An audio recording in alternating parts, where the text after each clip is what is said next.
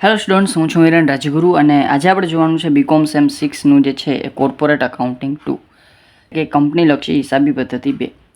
આજે આપણે એમાં યુનિટ નંબર 2 જે આપણું બાકી યુનિટ છે, બરાબર છે, બાહ્ય પુનઃરચનાના હિસાબો, accounts of external reconstruction of a company, બરાબર છે. કોઈ પણ કંપનીની બાહ્ય પુનઃરચના કઈ રીતે થાય એ આપણે આમાં જોવાનું છે. આ અગાઉ આપણે એક ચેપ્ટર શીખી ગયા કંપનીની આંતરિક પુનઃરચના, બરાબર છે, સેમ 5માં હતું. તો આંતરિક પુનઃરચનામાં આપણે છે એ ઇન્ટરનલ રિકન્સ્ટ્રક્શન ઓફ કંપની કઈ રીતે કરતા હતા કે કંપનીની અંદર જે મિલકતો અને દેવાઓ છે એમાં વધારો ઘટાડો કરી અને આપણે છે એ કંપનીને જે છે એ ખોટમાંથી બહાર લાવતા, બરાબર છે. તો એ હતું આંતરિક પુનઃરચના, બરાબર. હવે પ્રશ્ન આવ્યો બાહ્ય પુનઃરચનાનો. બાહ્ય પુનઃરચના કઈ રીતે કરવાની? તો કે કોઈ પણ કંપની ઘણા સમયથી જો ખોટ કરતી હોય, બરાબર છે, મૂડી માળખું છે અસ્તવ્યસ્ત થઈ ગયું હોય, બરાબર છે, કંપની માટે દેવું વધી ગયું હોય, બરાબર, તો આવા બધા સિચ્યુએશનમાં કંપનીને આંતરિક પુનઃરચનાથી ફાયદો થાય એમ ના હોય ત્યારે કંપની બાહ્ય પુનઃરચનાનો માર્ગ છે એ લેતી હોય છે, બરાબર છે. તો બાહ્ય પુનઃરચના કઈ રીતે કરે? તો કે પોતે જે કંપની છે એ પોતે કંપની આખી બંધ કરી અને નવી કંપની સ્થાપે, બરાબર છે. જૂની કંપની આખી બંધ કરી નાખે. ધંધો એ જ છે, બરાબર. કાપડનો બિઝનેસ હોય તો કાપડનો બિઝનેસ જ હોય, બરાબર, પણ નવું નામ, બરાબર છે, નવી ઓળખાણ સાથે કંપની છે, જૂની કંપની આખી બંધ કરી નવી કંપની સ્થાપે છે, તો એને આપણે બાહ્ય પુનઃરચના કહીશું, બરાબર છે. તો થોડુંક આપણે થિયરી છે એ જોઈ લઈએ કે જ્યારે કોઈ પણ કંપનીનું સતત નુકસાન થતું હોય, દેવું વધી ગયું હોય, તેની મૂડી માળખું સુધારી વ્યવસાય નવા નામ અને નવી શરૂઆત સાથે ચલાવવાનું હોય ત્યારે કંપનીની બાહ્ય પુનઃરચનાની પ્રક્રિયા પસંદ કરવામાં આવે છે. આ પ્રક્રિયામાં જૂની કંપની બંધ કરી અને નવી કંપની બનાવવામાં અથવા તો સ્થાપવામાં આવે છે અને જૂની કંપનીનો વ્યવસાય નવી કંપનીને સોંપવામાં આવે છે. તેને કંપનીની બાહ્ય પુનઃરચના કહેવામાં આવે છે, બરાબર છે. શું થાય છે? તો કે કાંઈ નહીં, એક કંપની છે એને બંધ કરી અને બીજી કંપની સ્થાપવામાં આવે જે એક જ પ્રકારનો ધંધો કરે છે અથવા તો એ જ ધંધો કરે છે, બરાબર. કાપડનું હોય તો કાપડ, પ્લાસ્ટિકનું હોય તો પ્લાસ્ટિક, બરાબર. જે ધંધો કરે છે એ જ ધંધો પણ જૂની કંપની જૂના નામ સાથે બંધ કરી નવા નામ સાથે નવી કંપની સ્થાપવામાં આવે તો એને આપણે કહેશું જે છે એ બાહ્ય પુનઃરચના, બરાબર છે.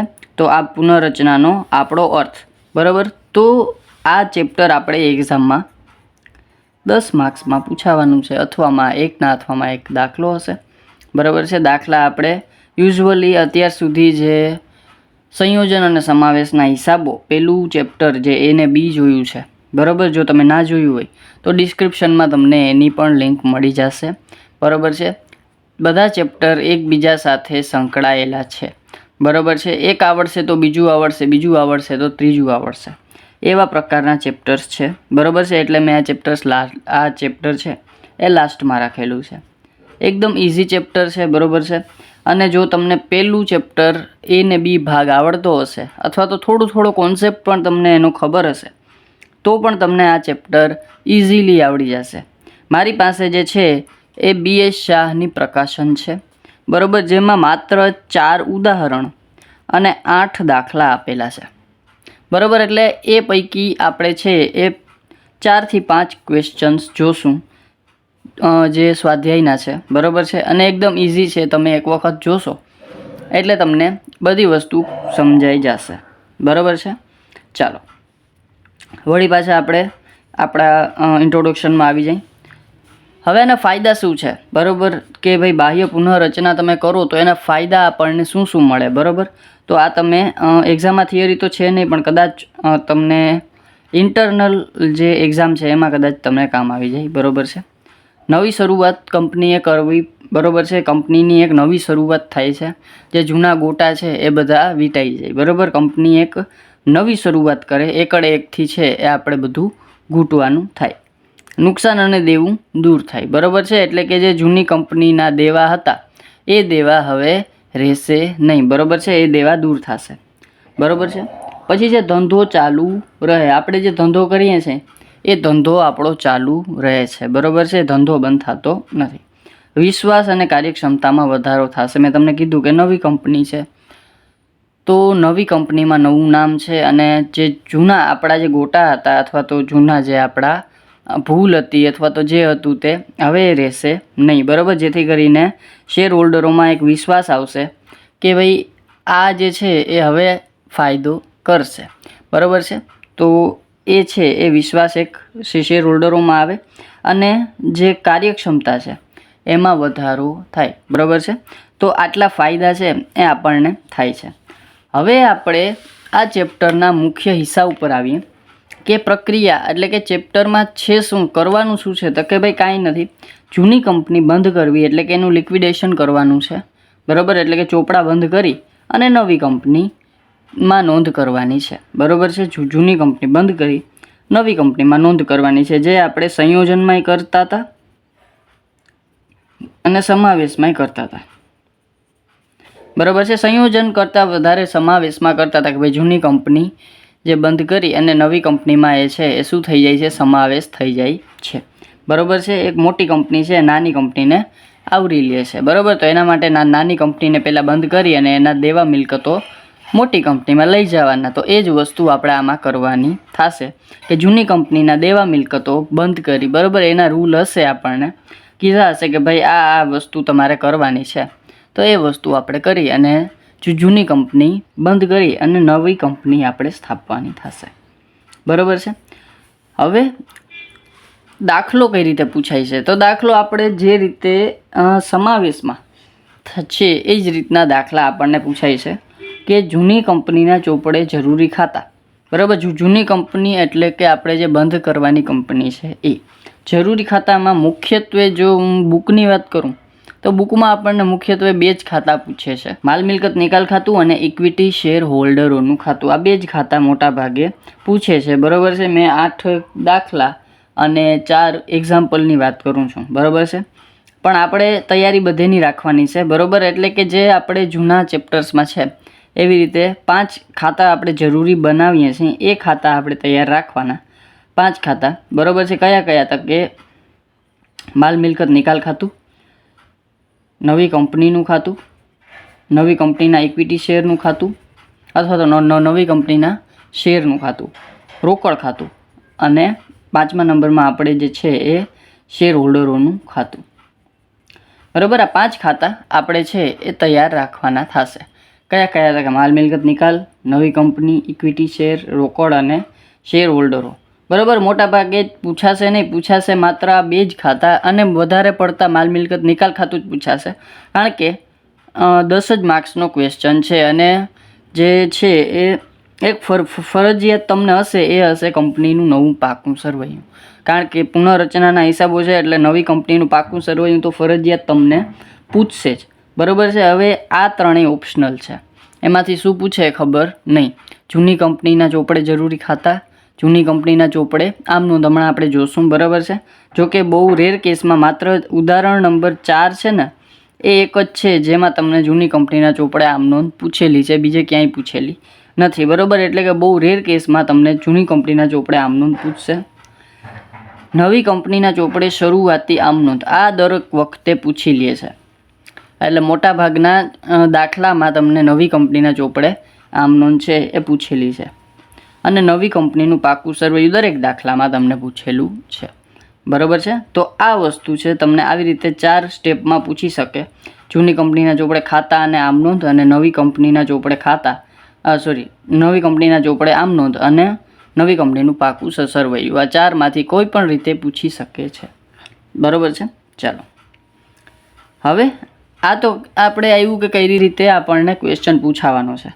હવે આપણે છે એ કઈ રીતે સમ ગણવાનો છે એ જોવાનું છે.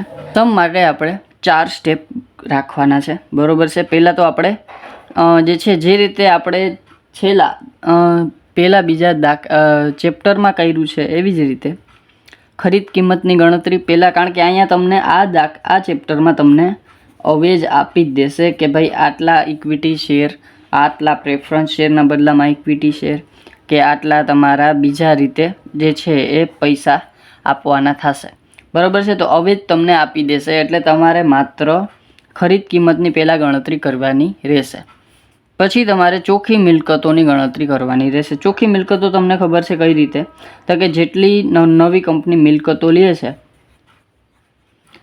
એમાંથી દેવા જેટલા લે છે એ માઇનસ એટલે ચોખ્ખી મિલકતો તમને મળી જશે.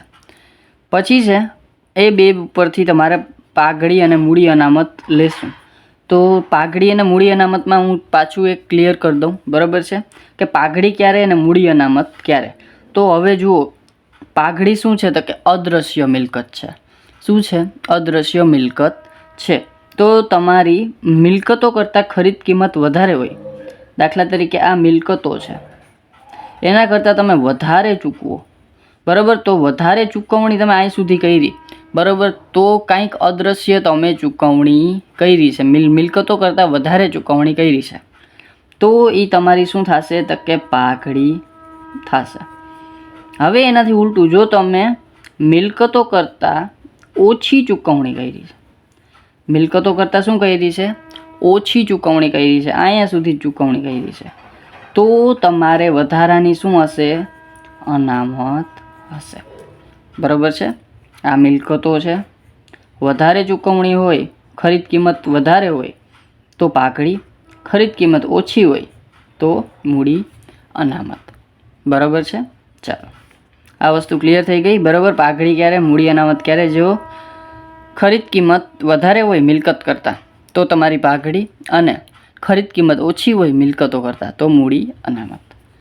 ચાલો, પછી છે આ 3 સ્ટેપ થઈ જાય. આ 3 સ્ટેપ દરેક દાખલામાં ફરજિયાત છે, બરાબર છે, દરેક દાખલામાં આ સ્ટેપ ફરજિયાત છે, બરાબર છે. તો આ 3 સ્ટેપ થઈ જાય પછી દાખલામાં ઉપર મુજબ જે સૂચના આપી હોય, ઉપર મુજબ કોઈ પણ સૂચના આપેલી હોય કે ભાઈ જો જૂની કંપનીના ચોપડે જરૂરી ખાતા તૈયાર કરી અને નવી કંપનીનું પાકું સરવૈયું તૈયાર કરો, કારણ કે જૂની કંપનીના ચોપડે માલ મિલકત નિકાલ ખાતું તૈયાર કરી નવી કંપનીના શરૂઆતી આમ નોંધ અને નવી કંપનીનું પાકું સરવૈયું તો પણ તમારે કરવાનું, બરાબર છે. પછી જે તમને દાખલામાં સૂચના કીધી હોય એ બધી બાબતો તમારે કરવાની થશે, બરાબર છે.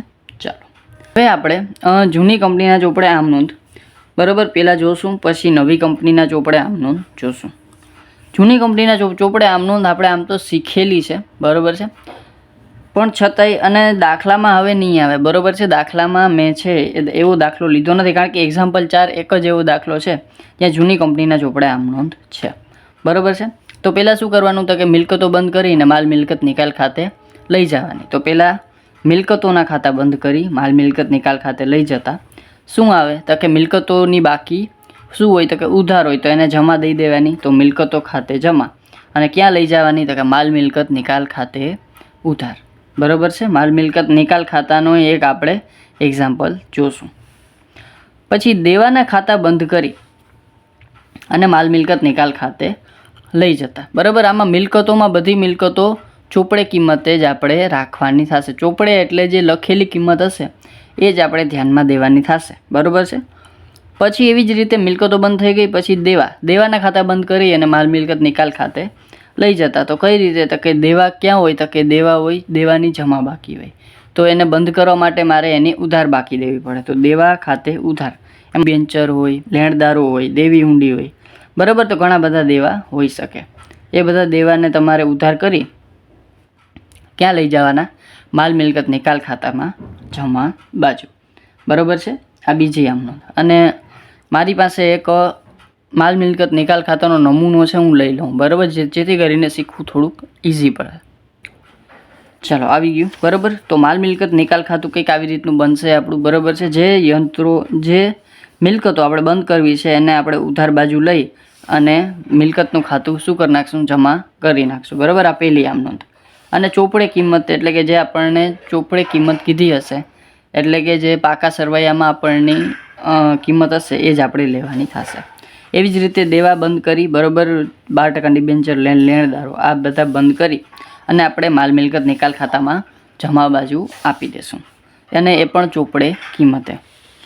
પછી છે શેર મૂડીનું ખાતું બંધ કરી શેર હોલ્ડરો ખાતે લઈ જતા. જો આ પહેલો સ્ટેપ, બરાબર, આ તમારે કરવું પડશે. પછી ઇક્વિટી શેર હોલ્ડર હોય કે પ્રેફરન્સ શેર હોલ્ડર હોય, બરાબર, આ સ્ટેપ તમારે કરવું પડશે કે ભાઈ શેર મૂડીનું ખાતું કેવું હોય તો કે શેર મૂડીનું ખાતું જમા હોય, તો શેર મૂડીનું ખાતું ઉધાર કરી નાખવાનું, એટલે કે પ્રેફરન્સ અથવા તો ઇક્વિટી શેર મૂડી ખાતે ઉધાર. અને ક્યાં લઈ જવાનું? તો કે શેર હોલ્ડરના ખાતામાં લઈ જવાનું. બરાબર છે, કારણ કે લાસ્ટમાં આપણે શેર હોલ્ડરનું ખાતું તમને ખબર છે સરભર થાય. બરાબર છે, તો શેર હોલ્ડરના ખાતે લઈ જવાનું. પછી આ વસ્તુ થઈ ગઈ. પછી ખરીદ કિંમતના લેણા થયા તેની નોંધ, એટલે કે લેણા થયા હજી મળ્યા નથી, માત્ર લેણા થયા છે. બરાબર, એટલે કે લેવાના થયા છે. કોણ આપે છે? તો કે નવી કંપની. તો નવી કંપની ખાતે ઉધાર તે ક્યાં લખવાનું છે? તો કે અહીંયા માલ મિલકત નિકાલ ખાતે, માલ મિલકત નિકાલ ખાતામાં જમા બાજુ અને નવી કંપની ખાતામાં ઉધાર બાજુ. બરાબર, જ્યારે લેણું થાય ત્યારની વાત છે. પછી જ્યારે આપણને પૈસા મળે, બરાબર, અવેજ મળે. અવેજ એટલે જે પ્રમાણેની કીધું છે એ પ્રમાણે મળે. તો ખરીદ કિંમત પેટે અવેજ મળે તો અહીંયા માલ મિલકત નિકાલ ખાતે આપણે જમા કર્યું હતું, કંપની ખાતે ઉધાર કર્યું હતું.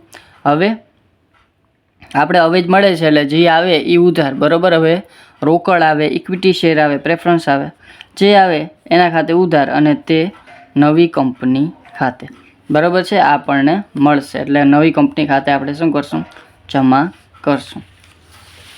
પછી છે પ્રેફરન્સ શેર હોલ્ડરોની ખોટ માલ મિલકત નિકાલ ખાતે લઈ ગયા. હવે જો આ શું થશે? તો કે હવે દાખલા તરીકે મારી પાસે પ્રેફરન્સ શેર છે 5 લાખના અને ખરીદ કિંમત એવું આજ વખતે આ ચેપ્ટરમાં ખરીદ કિંમત તરીકે આપણે ઇક્વિટી શેર હોલ્ડરને ચૂકવણી કરશું, પ્રેફરન્સ શેર હોલ્ડરને ઇક્વિટી શેર સ્વરૂપે ચૂકવણી કરશું. બરાબર, આ સિવાય કોઈ બાકી દેવું હશે, બરાબર, દાખલા તરીકે ડિબેન્ચર હોલ્ડર છે અથવા તો પ્રેફરન્સ શેર હોલ્ડર છે એને કોઈ ડિવિડન્ડ ચૂકવવાનું બાકી છે તો એને પણ આપણે ઇક્વિટી શેર આપી અને જે ચૂકવણી કરશું. બરાબર, એટલે કે નવી કંપની કરશે. હવે દાખલા તરીકે 5 લાખ રૂપિયા પ્રેફરન્સ શેરના છે, પણ જે નવી કંપની છે એ પ્રેફરન્સ શેર હોલ્ડરને 5 લાખના બદલામાં 4 લાખના જ શું આપે છે? ઇક્વિટી શેર આપે છે.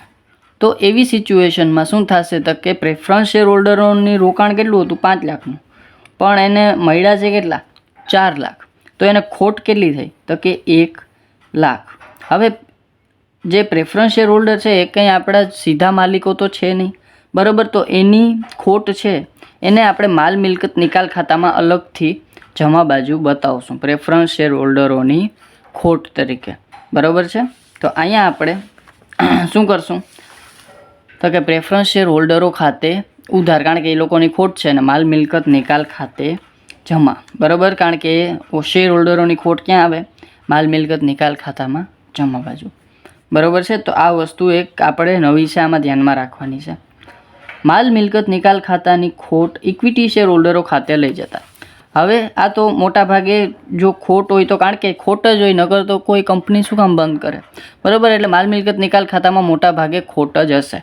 અને જે ખોટ હોય ને એને આપણે ક્યાં લઈ જશું? તો કે એ તો આપણે જ્યાં લઈ જતા હોય ત્યાં. બરાબર, ક્યાં લઈ જઈએ છીએ આજ સુધી? તો કે ઇક્વિટી શેર હોલ્ડર ખાતે. તો પછી જે ખોટ આપણી વધે એને આપણે ઇક્વિટી શેર હોલ્ડર ખાતે લઈ જશું. બરાબર, તો એની આમનું શું થાય? તો કે માલ મિલકત નિકાલ ખાતે તો જમા અને ઉધાર કોના ખાતે? તો કે ઇક્વિટી અથવા તો ઓર્ડિનરી શેર હોલ્ડર ખાતે. બરાબર છે, ચાલો. આ સિવાય આપણે ઓર્ડિનરી શેર હોલ્ડરોને નવી કંપનીના શેર આપીએ. બરાબર છે, તો શું થશે? તો કે ઓર્ડિનરી શેર હોલ્ડર ખાતે ઉધાર તે નવી કંપનીના શેર ખાતે. બરાબર છે, તો અથવા તો શેર હોલ્ડરોનું જે આપણે ખાતું બનાવીએ ને એમાં આપણે આ નોંધ કરતા કે નવી કંપનીનો એને જે છે એ મળે તો ક્યાં થાય? તો કે શેર હોલ્ડરની ખાતામાં ઉધાર બાજુ આપણે લખી નાખતા. બરાબર, નવી કંપનીના શેર. બરાબર છે, આપણને જે છે એ યાદ હોય તો એ નોંધ આપણે કરતા. બરાબર, જ્યારે આપણે શેર હોલ્ડરોનું ખાતું બનાવતા. બરાબર, તો આ બાબત એક આપણે ધ્યાન રાખવાની છે. બરાબર છે, એટલે ઓર્ડિનરી શેર હોલ્ડરો ખાતે ઉધાર તે નવી કંપનીના શેર ખાતે, જો જૂની કંપનીના શેર હોલ્ડરોને નવી કંપનીના શેર મળે ત્યારે. બરાબર છે, ચાલો. તો આ પ્રકારનું આપણું કંઈક માલ મિલકત નિકાલ ખાતું થશે. અને હજી એક વસ્તુ આપણે આમાં શીખવાની છે કે ચૂકવવા બાકી ડિવિડન્ડ. હવે જુઓ, ઘણી વખત શું થાય તો કે પ્રેફરન્સ શેર હોલ્ડરોને ઘણા બધા સમયનું ડિવિડન્ડ છે એ ચૂકવવાનું બાકી હોય. તો નવી કંપની શું કરે? કે દાખલા તરીકે 50,000 ડિવિડન્ડ ચૂકવવાનું બાકી છે, કાં તો પૂરેપૂરું અને કાં તો એનું અડધું, એટલે કે 25,000. એને શું કરે તો કે એના બદલામાં એને 25,000ના શું આપી દઈએ, ઇક્વિટી શેર આપી દઈએ, અને જે ડિવિડન્ડ છે એને પૂરેપૂરું ભરપાઈ છે એ માની લઈએ. બરાબર છે. તો એવી સિચ્યુએશનમાં આપણું જે જૂની કંપની છે એને 25,000 જે 50,000 ડિવિડન્ડ હતું એ હવે ચૂકવવા પાત્ર છે નહીં.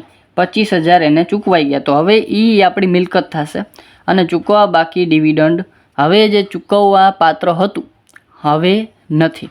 બરાબર, એટલે કે દેવામાં ઘટાડો થયો, એટલે ચૂકવવા બાકી ડિવિડન્ડ આપણે જેટલું 25,000 હોય તો 25,000, 80,000 હોય તો 80,000 આપણે એને અહીંયા આપી દેશું.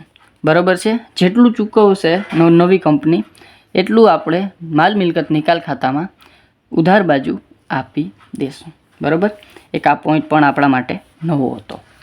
ચાલો, તો આ વસ્તુ થઈ ગઈ ડિવિડન્ડની. બરાબર, હવે આપણે માલ મિલકત નિકાલ ખાતું અને જૂની કંપનીના ચોપડે આમ નોંધ, બરાબર, બંને વસ્તુ જોઈ લીધી છે. હવે આપણે આવી જાય નવી કંપનીમાં.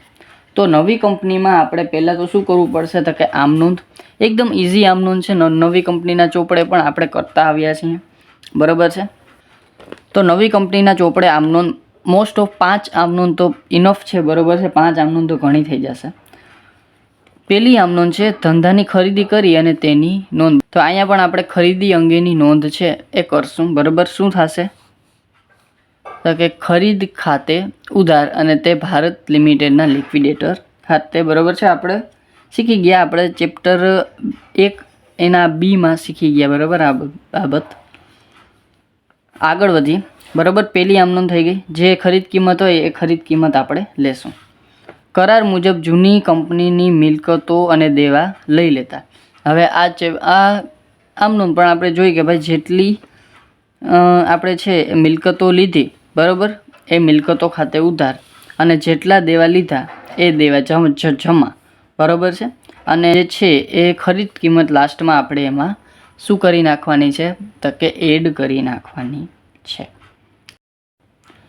પછી છે ત્રીજા નંબરમાં, આ તો 2 આમ નોંધ આપણે ખબર છે, અને પહેલી આમ નોંધ તમે કરો કે ના કરો એમાં કાંઈ ફેર પડતો નથી. બરાબર, મેં ઘણી વખત કીધું છે, પણ સ્ટુડન્ટના મેસેજ આવે, બરાબર છે, કે સર તમે પહેલી આમ નોંધ કેમ નથી કરતા, તો પહેલી આમ નોંધ મેં કરી નાખી. બરાબર, પણ પહેલી આમ નોંધ આમ ફરજિયાત નથી, તમે કરો. બરાબર, ખરીદીની નોંધ, કારણ કે આપણે એની નોંધ ઓલરેડી અહીંયા ભારત લિમિટેડના લિક્વિડેટર ખાતે આ બીજા નંબરની નોંધમાં કરીએ છીએ.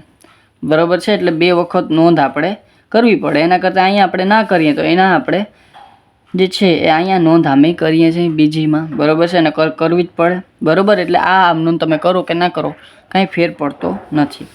પછી છે ભારત લિમિટેડના લિક્વિડેટરને ખરીદ કિંમતની ચૂકવણી કરતા. બરાબર, એટલે કે આપણી નવી કંપનીના, ભારત લિમિટેડ નહીં પણ નવી કંપનીના લિક્વિડેટરને આપણે જ્યારે ચૂકવણી કરીએ ત્યારે લિક્વિડેટર ખાતે જમા કર્યું હતું એ હવે લિક્વિડેટર ખાતે ઉધાર, અને તે જેને એને બદલામાં જે આપણે આપતા હોય. બરાબર, અહીંયા તો આપણે મોટા ભાગે શેર મૂડી આપશું. બરાબર, પણ જે આપણે અવેજ આપતા હોય એ બધો જમા. પછી છે ડિબેન્ચર હોલ્ડરને વ્યાજ સહિત ચૂકવતા.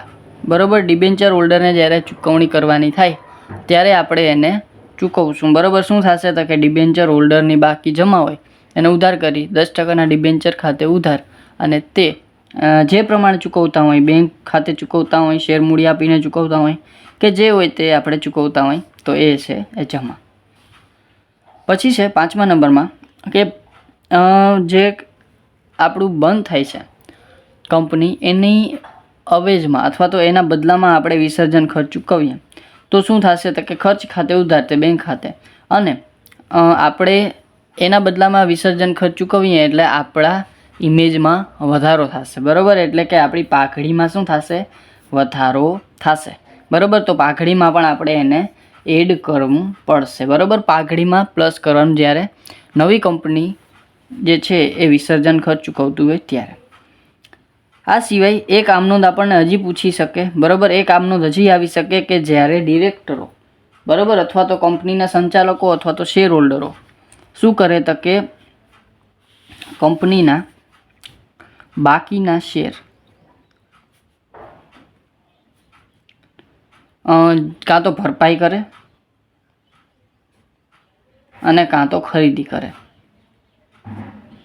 કોણ? તો કે શેર હોલ્ડરો અથવા તો કંપનીના સંચાલકો, બરાબર, અથવા તો ડિરેક્ટરો, જે તમે કહો એ શું કરે? શેર ભરપાઈ કરે અથવા તો ખરીદી કરે. એટલે કે કંપનીની સત્તાવાર મૂડી છે 12,000 શેરની, બરાબર, ફોર એક્ઝામ્પલ.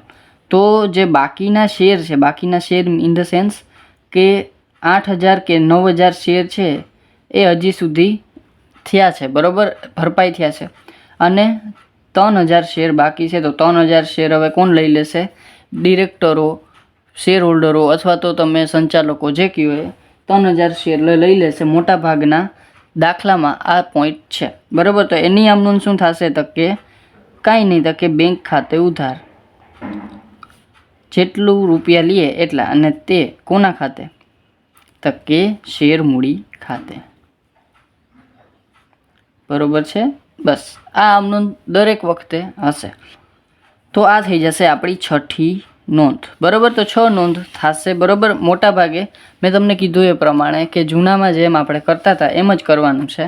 પહેલી નોંધ ખરીદીની, બીજી નોંધ આપણે મિલકતો દેવા લઈ લેવાની, ત્રીજી નોંધ ચૂકવણીની, ચોથા નંબરમાં આપણે છે એ જો આ પોઈન્ટ હોય તો વધારે નોંધ કરવાની, નકર 3 આમ નોંધ કરી અને કમ્પ્લીટ થઈ જશે. પછી ડિબેન્ચર હોલ્ડરોને વ્યાજ સહિત ચૂકવણી, વિસર્જન ખર્ચની ચૂકવણી, અને નવા શેરની જે છે એ આપણને કોઈ ડિરેક્ટર લે, બરાબર, તો બેંક ખાતે પૈસા આવે તો એ વસ્તુની ચૂકવણી આપણે થશે, બરાબર. અને ડિબેન્ચર હોલ્ડરોને આમાં તો આપણે રોકડ ચૂકવવી છે. ક્યારેક કેમ કે ડિબેન્ચર હોલ્ડરોને આપણે ઇક્વિટી શેર આપી અને ચૂકવણી કરી છે, તો અહીંયા બેંક ખાતે નહીં પણ શેર મૂડી ખાતે જમા કરવાનું, બરાબર. બાકી બધું સેમ ટુ સેમ, બરાબર. ચાલો, તો આ થઈ જશે નવી કંપનીના ચોપડે આમ નોંધ, બરાબર. અને ગણતરી તો આપણી ઓલી જૂની છે એ જ રાખવાની છે. અને લાસ્ટમાં તમને એક વસ્તુ હશે જે તમને પૂછશે, અને એ છે આપણું પાકું સરવૈયું, બરાબર. અને દરેક વખતે આપણે જોશું એટલે આપણને આવડી જશે. છતાં તમને કાંઈ પણ જાતનો ડાઉટ રહી જાય તો મને કોમેન્ટમાં પૂછી લેજો, અને તમે મેસેજ પણ કરી શકો છો, બરાબર છે. અને જો વિડીયો ગમે તો તમને ખબર જ છે, લાઇક શેર સબસ્ક્રાઈબ જરૂરથી કરી નાખો, જેથી કરીને આવતા વિડીયોઝ છે તમને સરળતાથી મળતા રહે. Thank you.